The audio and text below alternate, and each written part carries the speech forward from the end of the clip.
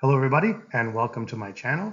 My name is Michel St. Pierre and I'm a mortgage agent level 2 servicing all of Ontario, and this is Valhalla Mortgages. If you have any mortgage questions, my Calendly link is in the description of this video. It's also on the main page, so you can book a call with me at any time. This is my very first long-form video, which is a condensed version of my first-time homebuyer webinar. So this is 13 rookie mistakes that most first-time homebuyers make. You're going to want to avoid these mistakes if you want to be a successful first-time home buyer in today's environment. Please like, comment, and subscribe. I will be adding more content as you go. If you follow my social media, which are also linked in the main page, you will see that I'm constantly posting videos about mortgages, how to make yourself better financially, and how different mortgage products operate there. So let's get into it. One of the first mistakes that a lot of first-time home buyers make is they don't get pre-approved the right way.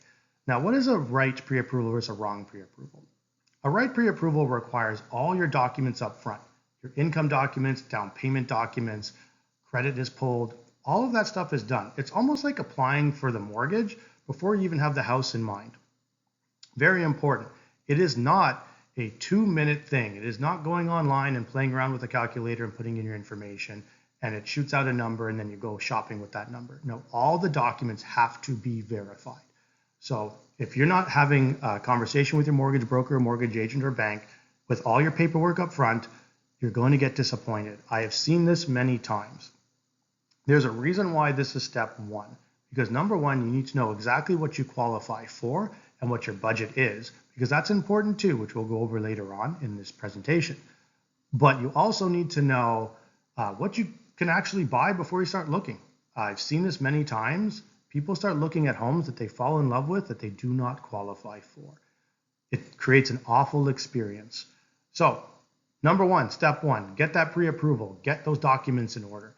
Every document is important: income, credit score, and down payment documents. Very important. Number two, not future-proofing your home. So this is one that comes up a lot because people think, hey, I'm going to buy this home. I don't know what I'm really going to do with it. I don't know what my next 5 years are going to look like. It is important because this might just be your starter home. You might plan on moving on. So you're going to want to make sure that your 5-year plan and your mortgage products all match up. Some mortgage products are less flexible than others. Some have very low interest rates, but you can't move them to another property, for example. So if you want to sell your house within 3 years and you have a 5-year fixed mortgage, and it was one of those really great rates that we had a few years ago, you might be stuck with higher rates today because they won't allow you to move that mortgage. There would be a sales clause, so you'd have to break that mortgage. There's also a lot of other options with your first home if you're thinking long term. Let's say you plan on being a real estate investor. Well, that first home, you might want to be able to get some potential future income out of it. You might be looking at a duplex, a triplex, basement suites, also laneway houses. So if there's a large lot, you might be able to put another laneway home on there and get some additional income. So you have to think about all of this when you're buying your first home. Is it temporary? Is this going to be a long-term investment? What is my mortgage going to look like to make sure that I can reach my goals and not have any problems in the future? Number three, not having the right dream team. So this is a big issue that comes up a lot. Your mortgage agent and your realtor should be working hand in hand to try and get you the best home and the best deal. Your lawyer should be on point with it as well. Everyone should be a team together helping you. The minute everyone is not communicating with each other, you start to have major issues. If your realtor is showing you homes that your mortgage broker can't qualify you for, you're going to be disappointed. It's going to cause a nightmare situation. Everybody we work with have been vetted, including our lawyers, to make sure that they are all on board with the transaction. We're all communicating with each other, and we make it seamless for you. Now, why would this save you tens of thousands of dollars? Well, you might not have to, if we can do a deal where we're avoiding financing conditions because we've done all the pre-approval work ahead of time, you might have a stronger offer, so you won't need to go as high as everybody else. Lots of options when you have great people working for you. And of course, home inspectors and appraisers, they need to be ready. That home might need an appraisal, and we're going to want an appraiser available that we can trust and count on to do the work properly, right? Very important. Number four, this is a big one. Being too proud to ask the family for help. So The family bank, as in bank of mom and dad. Typically, parents want to see that you have done your research, you have your numbers in order, you have your pre-approval set. They want to see that you're serious. Well, once they find out that you're serious and that you've given them a budget, you've shown them the proposal about what you can approve for, they might want to help out. They might want you not living far away, for example. They might not want you switching provinces to a place that's cheaper. They might not want you living 2 hours away because it's cheaper. They might want to co-sign, and they may want to add gifted funds. This all needs to come up very early in the process. Once again, we go back to step one, right? Getting that pre-approval, making sure it's all organized. This is part of it. So we want to make sure that if the parents want to be involved, or the grandparents want to help, that we get that information early on.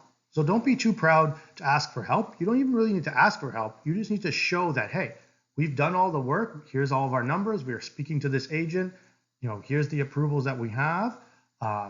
If mom and dad are like, well, you can't get that in our city, but if we give you a bit more down payment, or maybe one of us jumps on the application, we can get you approved for a place closer to us. Because keep in mind, they're not going to want to be far away from the grandkids or their own kids for that matter. So very important to make sure that the family's involved in these transactions. Not understanding the small print of a mortgage. So I touched upon this before when it came to future-proofing your home. There are low interest rate, no frills mortgages with less benefits. So you might not have the flexibility you need if you plan on moving to another property. You might incur penalties. You might have to break that mortgage instead of being able to port, as in move it to another property. So a bit of a problem there, especially if you want to think about investing and you think about maybe being more flexible. The cheapest rate isn't always the best option. So we lay out the pros and cons of this for you. The good mortgage agent's going to go over every option with you. And that's important so you know. And make sure you're not getting in over your head and there's no surprises. As I mentioned, like a sales clause, there are mortgages where you're not allowed to change that mortgage unless you're selling your house. So that could be a major surprise one day, a very large mortgage penalty because you chose a package that wasn't suitable for your goals. That could also be a problem. Big surprise there. This is where a lot of private lending comes in handy, where a lot of private lending comes up as an issue. I should say not handy, because you might not be offered a renewal letter on a private mortgage. So now all of a sudden you have to pay out this mortgage and you have 60 days to do so. Or rates have went up so much that you can't afford it. We have to make sure that all this stuff is reviewed with you ahead of time. And of course, that's why we have the dream team. So your lawyer, your realtor, and us, they should all be together with you, explaining you the process the whole way. Long form emails with videos attached, all this stuff should be done so you know exactly what you're getting into.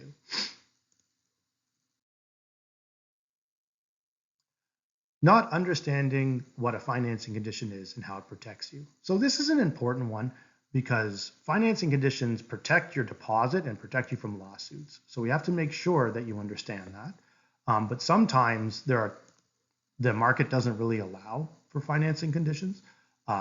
And that's where having a fully underwritten pre-approval and a mortgage agent who knows what they're doing and a realtor who knows what to look for is going to come in handy. So that dream team to make sure that if you are going to go without financing conditions, you're protected. There's also another way of protecting you from financing conditions. There's a new product out there called Fundable. If you approve for fundable financing, they will guarantee your pre-approval, as in they will guarantee the financing. So you know for sure that that house will close.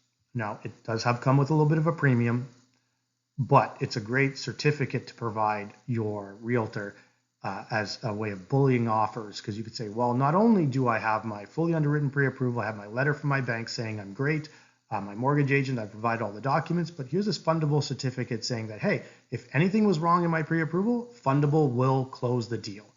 So it's a real great tool to have in your back pocket. Great new product that is available, not in every province, but Ontario is one of the provinces where Fundable is available. I have access to Fundable. It's a really great product. So not having the deposit available after your offer is accepted, pardon me. So this happens on occasion. Every once in a while, this will come up where clients just don't have the money for their deposit. They don't have the funds liquid, because remember, mutual funds are not available right away. GICs aren't available right away. So if you have that cash sitting in investments like that, it's not right away. Some people aren't carrying around 20,000 in their bank account.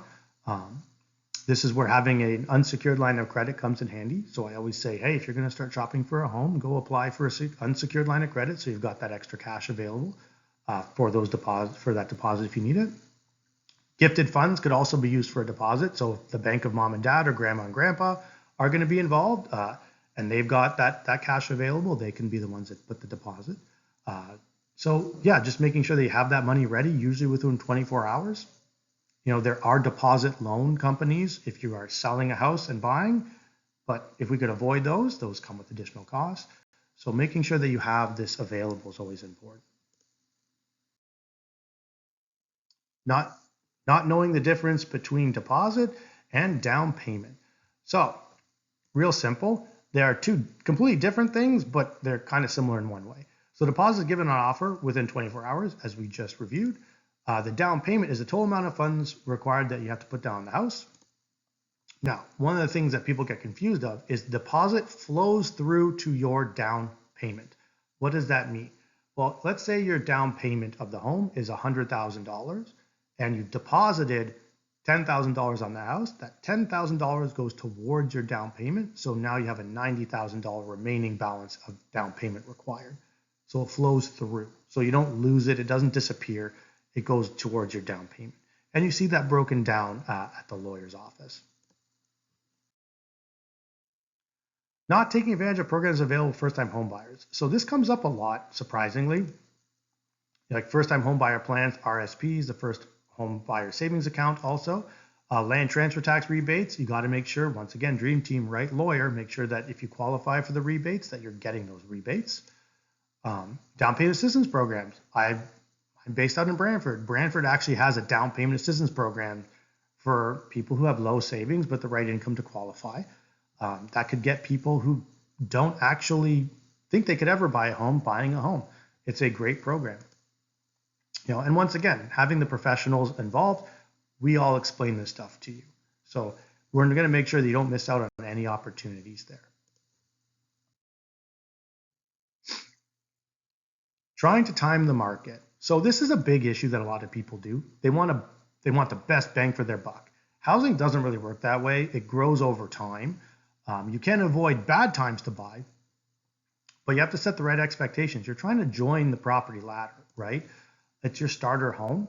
And as we went in previous slides, as we spoke about, there were opportunities where this might be just a starter home for you or might be an investment property. So you might not be staying very long. But it is a good way to get your foot in the door and start building equity, paying down that mortgage, getting used to household expenses. So eventually you can start expanding into larger either investment portfolio or into a larger home for yourself that you want to stay in. A mortgage is a wealth building tool. It's a forced savings plan because you have to make those payments. Other savings plans, it's kind of optional. You can put money aside as an optional basis, but that mortgage payment, similar to rent, you have to make it. And part of that mortgage payment goes towards principal. So in other words, going towards paying down your mortgage. By paying down your mortgage, you get that equity. Now, there's more discussions to be made about what products are the best because of that equity. You have some mortgage products that actually allow you to access that equity right away. Another video for another day, but definitely where that decision of the no frills mortgage versus the more flexible mortgages that have more options will come into this one as well. Now you want to play the long game, right? You want to get into that real estate. As we all know, they're not building enough houses for the amount of people in Canada and the amount of people they're bringing in. So it's going to be a struggle moving forward to get into a home. So you're going to want to make sure that you plan ahead. So not understanding your monthly budget and closing costs.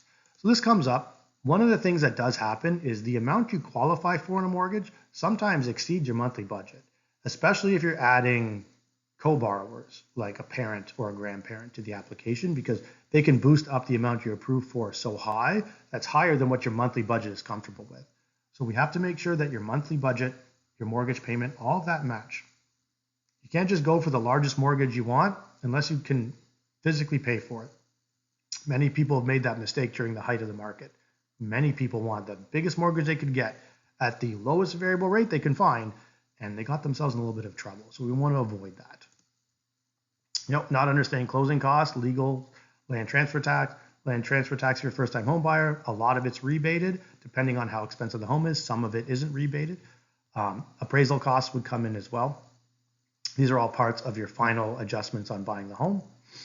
Down payment, where it's coming from, that's very important. Where it is coming from is always important. We need to know exactly where it's coming from. If it's coming from a bank account, or if it's coming from a secured line of credit, or gifted funds, or an unsecured line, we have to know.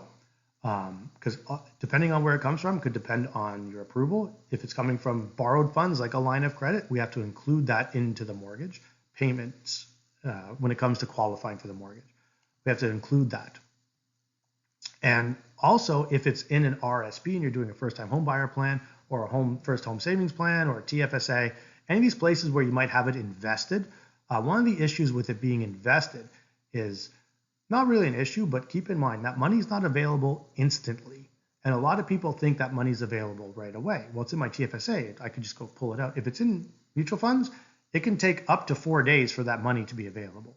So if that's where your down payment's coming from and you have an offer to purchase and it's accepted and all your conditions are waived and you're going to close, your best interest is to move that money into an account available where you can get that money available right away. Don't wait till the last minute. I actually have stories about this when I worked at the bank where people waited.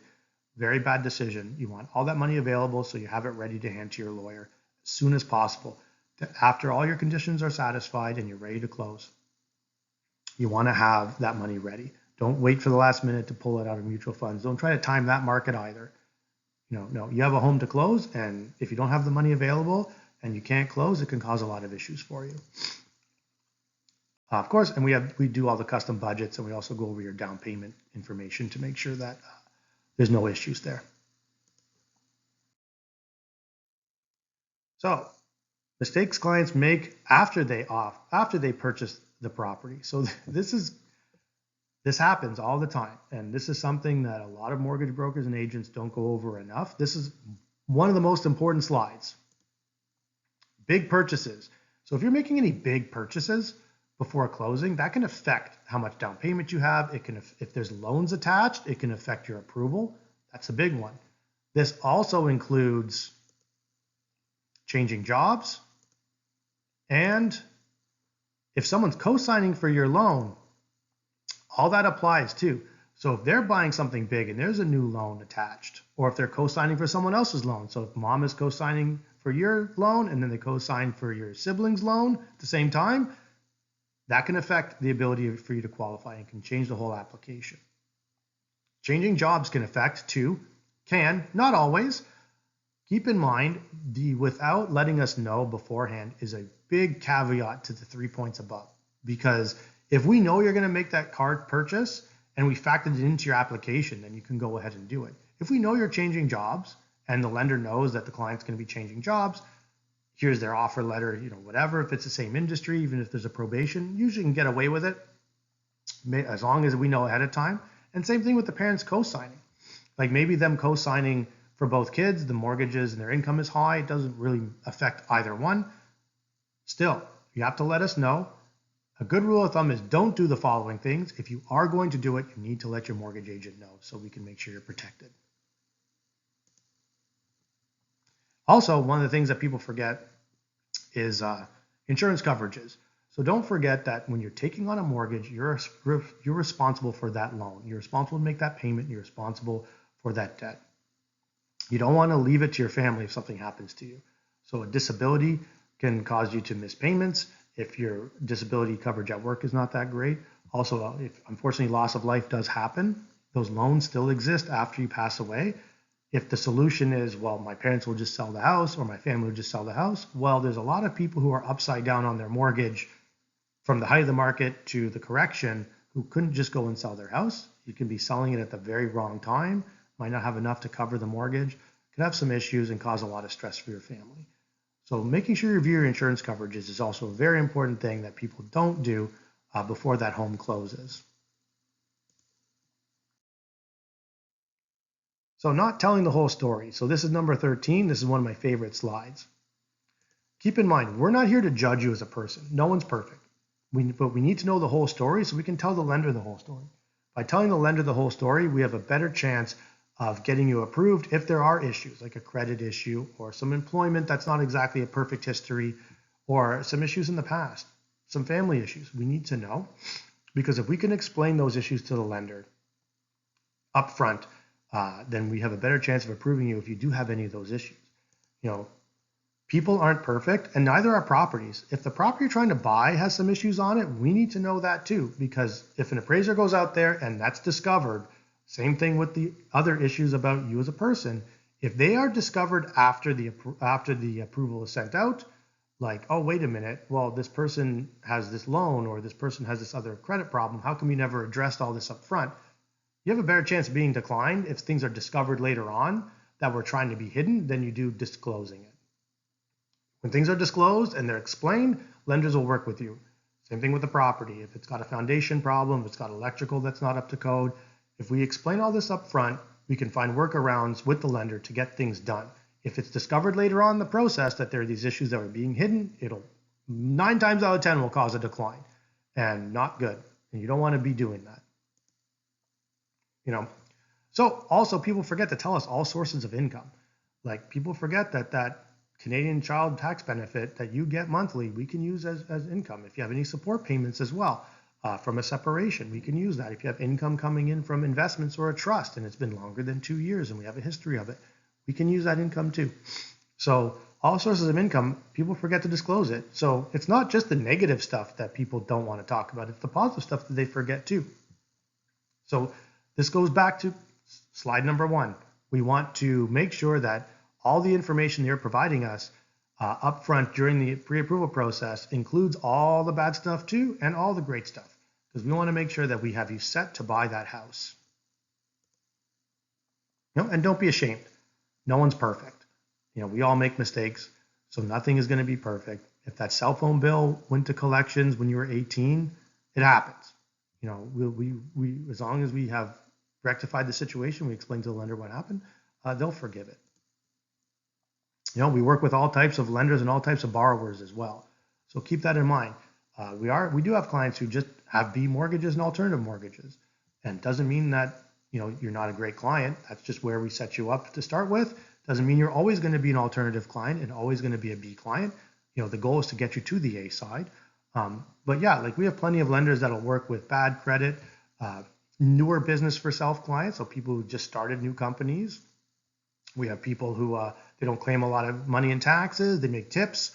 There's lots of workarounds to get people approved with different types of lenders. For the short term, the ideal is to get you to an A lender in the long term. So once again, when we know the whole story and what's going on, we could actually get you approved, opposed to the person who's trying to hide certain details there. So always be honest up front. So that is the presentation. That is the rookie mistakes, the 13 rookie mistakes presentation. Once again, my name is Michel St. Pierre from Valhalla Mortgages. Please like, comment, and subscribe. If you have any other things that have come up while you were a first-time home buyer, or if you're planning on being a first-time home buyer and you would like to book a meeting with me, once again, my calendar link is going to be in the description below.